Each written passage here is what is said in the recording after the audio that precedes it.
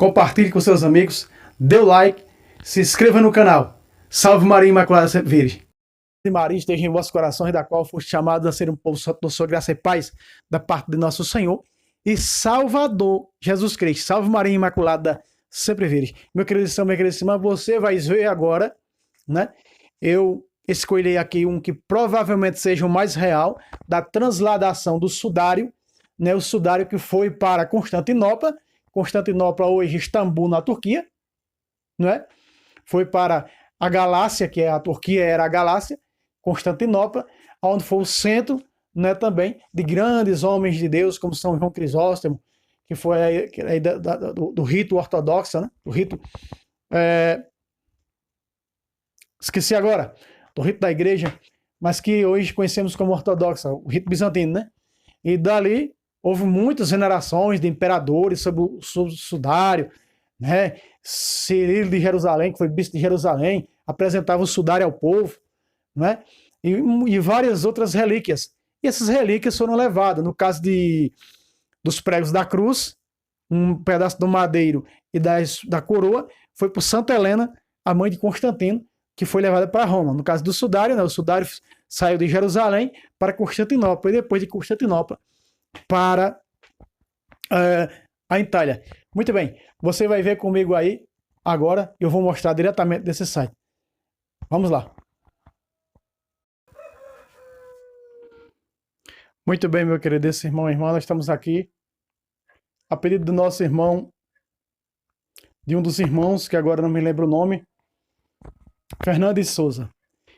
Nós queremos mostrar aqui, né, que nem você viu aí. Então nós queremos mostrar aqui, estamos aqui num site católico bastante seguro, e nós vamos ver realmente, não é, o transladado do sudário. Os protestantes dizem que foi inventado por Jesus. Não foi inventado, aliás, pela Igreja Católica. Aliás, protestante bota defeito em tudo. Tudo que católico faz, meus irmãos, foi católico que criou. Não é? Apesar de Jesus ser católico, fundou a Igreja Católica, né? As suas relíquias estão todas em Roma. O Santo Sudário é uma delas.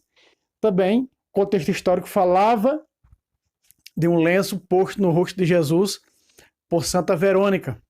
Foi queimado no incêndio de 70 de Jerusalém. Muito bem, estamos aqui no site, vamos ver. Ó. Segundo relatos de documentos encontrados no Vaticano. Veja aí, ó. Encontramos na Biblioteca do Vaticano 3 documentos que realmente são uma preciosidade. O Evangelho Apócrifo de São Mateus, escrito em aramaico, o Evangelho de Jesus segundo os Hebreus, o qual foi citado diversas vezes por São Jerônimo em suas homilias e epístolas, e o livro dos Atos de Filipos, todos eles escritos no século I ao século II de nossa era. Nos mencionados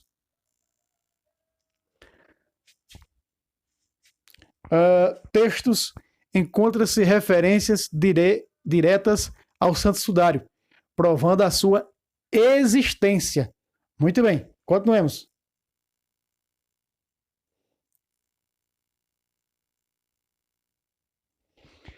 No ano 338, São Cirilo, bispo de Jerusalém, na Basílica do Santo Sepulcro, denominada na época Basílica de Constantino, mostrava aos fiéis frequentadores as provas da ressurreição, exibindo o sudário, os panos de linho que amarraram o lençol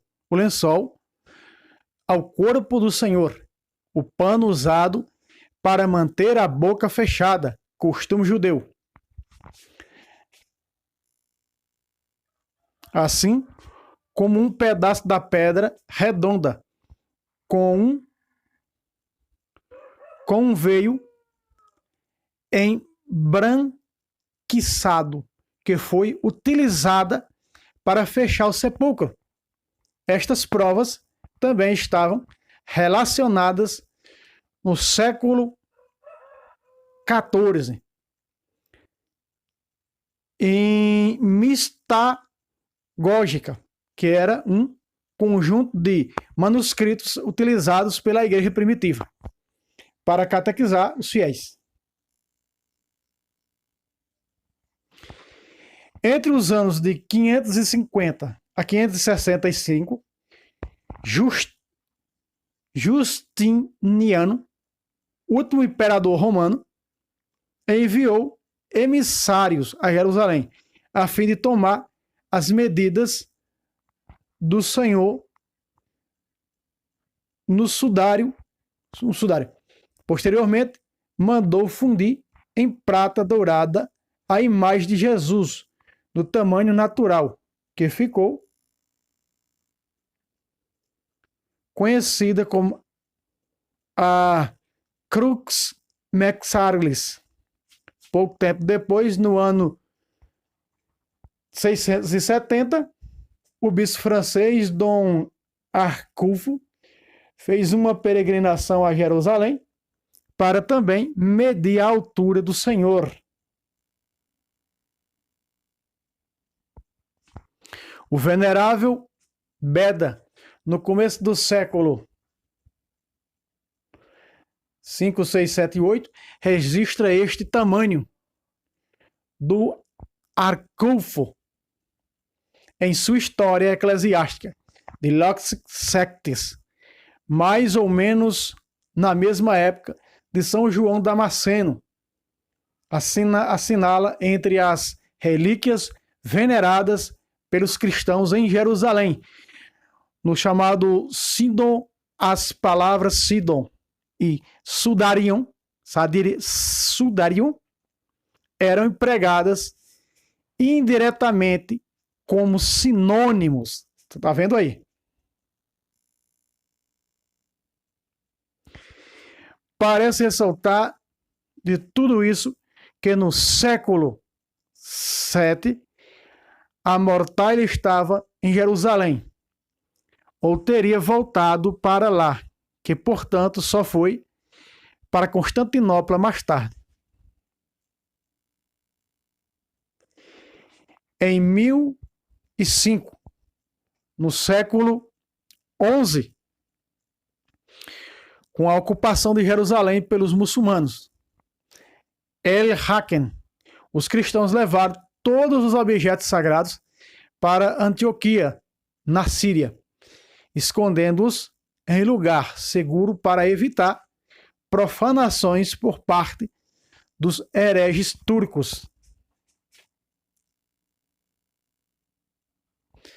De Antioquia, presume-se que o sudário tenha sido levado primeiro para Edessa, em 1050, e depois Constantinopla, hoje cidade de Istambul, na Turquia, lá permanecendo em 1092 a 1204, de acordo com as referências históricas encontradas. Luís VII, rei da França, em 1147, visitando oficialmente Constantinopla, teve a oportunidade de venerar o Santo Sudário. Em 1171, o imperador de Constantinopla, Manuel Câneno, mostra a relíquia ao rei Adamauri de Jerusalém. Assim, com certeza, no século VII, o sudário se encontrava em Constantinopla, porque naquela época alguns peregrinos afirmavam que tinham venerado o Sudarium naquela cidade.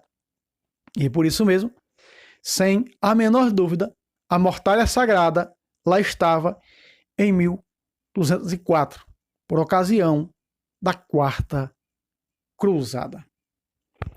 Muito bem, meu querido, você está vendo aqui, não é? E agora eu vou mostrar alguns textos bíblicos, né, referentes a essas grandes relíquias. Não só as relíquias, a relíquia do sudário, mas também está em Roma, não é? Os 3 pregos da cruz de Cristo, um pedaço da coroa, um pedaço da cruz, Tudo isso se encontra provando que ela é a igreja verdadeira de Cristo, fundada por Cristo historicamente.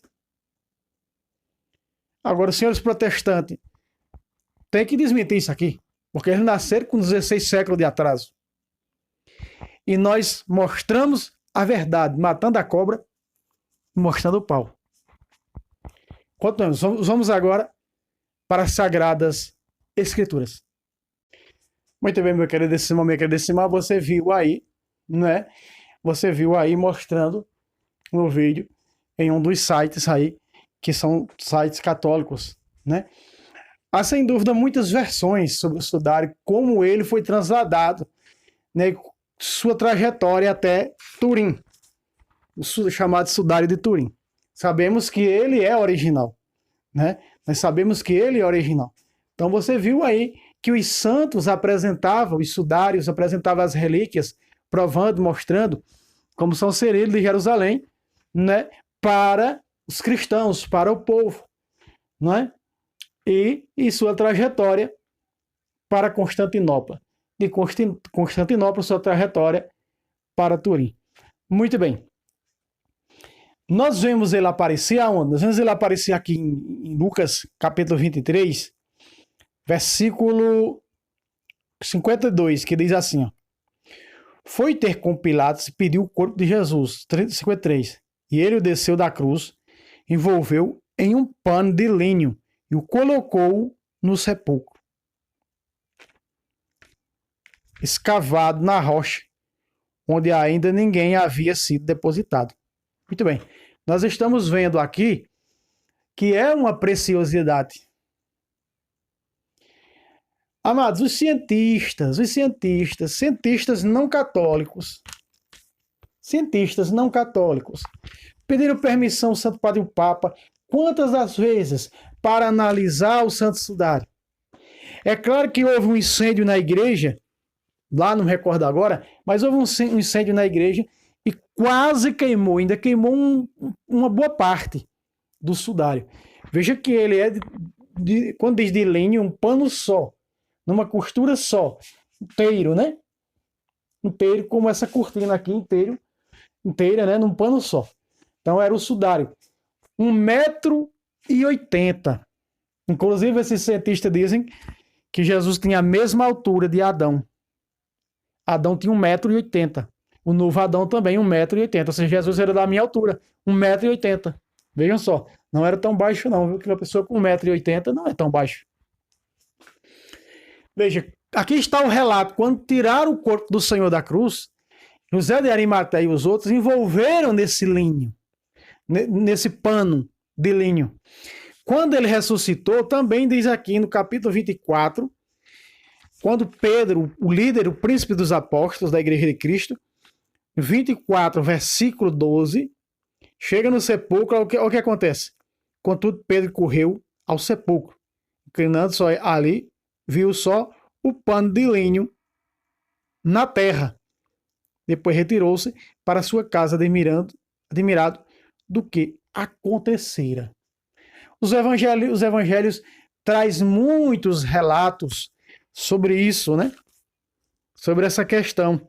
Eu quero pegar um ganchozinho aqui, né, de dizer também, de mostrar que englobar também a questão dos corpos incorruptos. Nós temos vários versículos na Sagrada Escritura, né, com um olhar mais abrangente sobre a questão dos corpos incorruptos. Quando nós olhamos para o livro do Eclesiastes 44, versículo 14, diz: seus corpos foram sepultados em paz, seu nome vive de século em século, proclamem os povos sua sabedoria, e cante a assembleia seus louvores, né?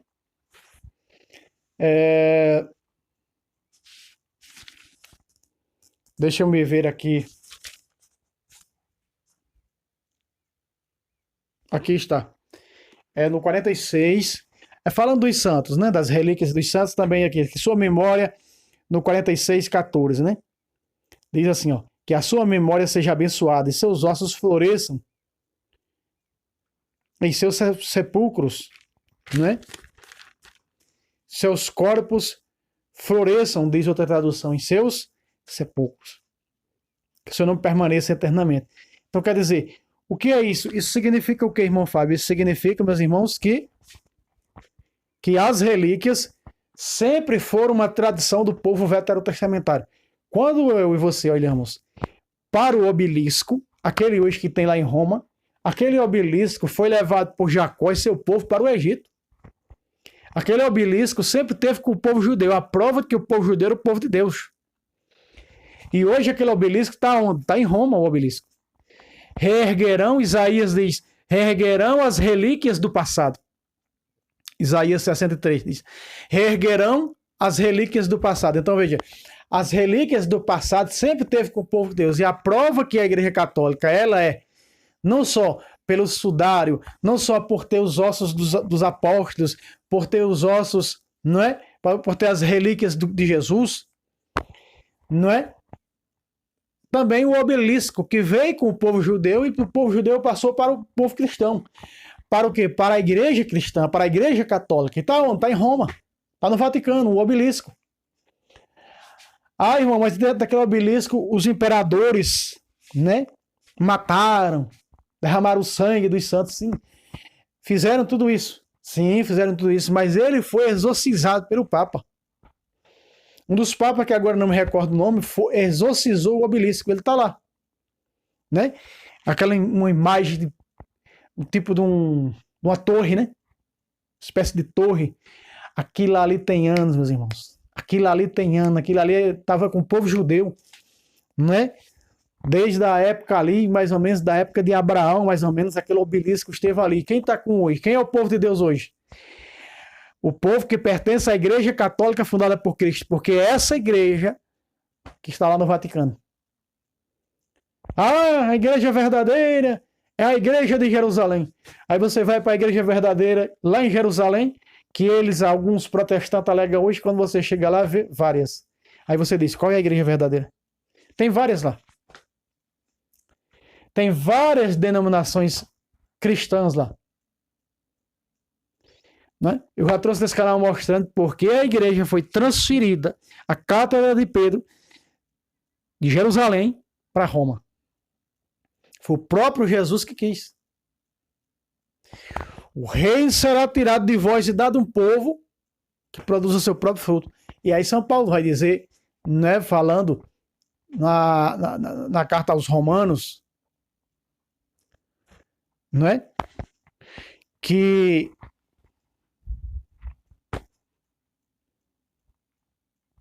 tudo isso foi transferido, tudo isso foi mudado. Olha só. Romanos 11, 17. Se alguns dos ramos, está falando quem? Para a igreja de Roma. Se algum dos ramos foram cortados, quem? Os judeus. E tu, oliveira selvagem, foste enxertada em lugar deles, agora recebe seiva da raiz da oliveira. Então eu já trouxe nesse canal mostrando perfeitamente isso aqui. Eu já trouxe mostrando. Então, fica aqui mostrando para vocês que o livro do Eclesiastes sempre confirma isso. Os ossos de Eliseu, eu já trouxe nesse canal mostrando as relíquias dos santos. Os ossos de Eliseu que ressuscitou o morto. As relíquias, os panos que era passado no corpo de Saulo, não é? Era levado para os enfermos. Então, nós vemos os valores das relíquias na cristandade. Então, o sudário, ele é legítimo, porque cientistas analisaram, e os cientistas analisando aquilo que ficou no sudário, disse que pelo tempo, né, daquela pessoa ali, e ali pelo sudário viu mais ou menos quantas flagelações o Cristo sofreu. E que aquele sudário era de uma pessoa de 2000 anos. Por que conhecemos as santas chagas de Cristo? Porque marca no sudário. Marca até as flageladas, quantas flagelações ele levou. Quantas, né, na sua flagelação. O espinho da testa, o furo do lado. Vejam só, meus irmãos, quando nós olhamos no sudário e vemos a caligrafia de um homem ali de cerca de 40 e tantos anos, porque Isaías vai dizer, nem parecia humano, ele nem parecia humano de tanto que sofreu, de tanto que apanhou. Um homem com 33 anos, né? Um jovem com 33 anos. Para você fazer menção disso, para poder chegar a herege sem conhecedor, sem conhecer o contexto histórico, muito menos a verdade, adulterar. É só o que sabem fazer, adulterar. Existem muitas versões da transladação, mas a mais provável é essa, porque o sudário é citado pelos santos, né? Por santos, por pessoas importantes no século I e século II. Que ele é verdadeiramente o pano que foi envolto no Senhor. E os cientistas comprovaram quando analisaram.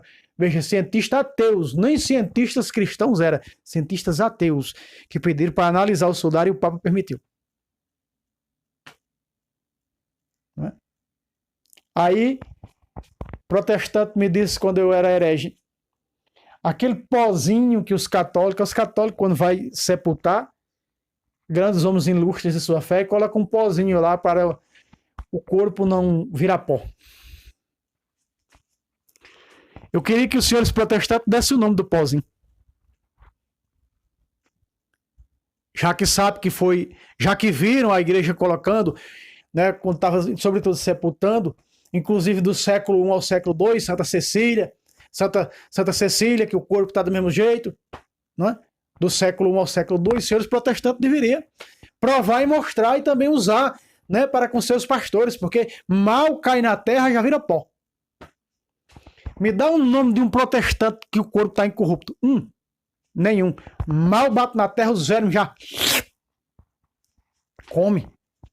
Vira pó. Né?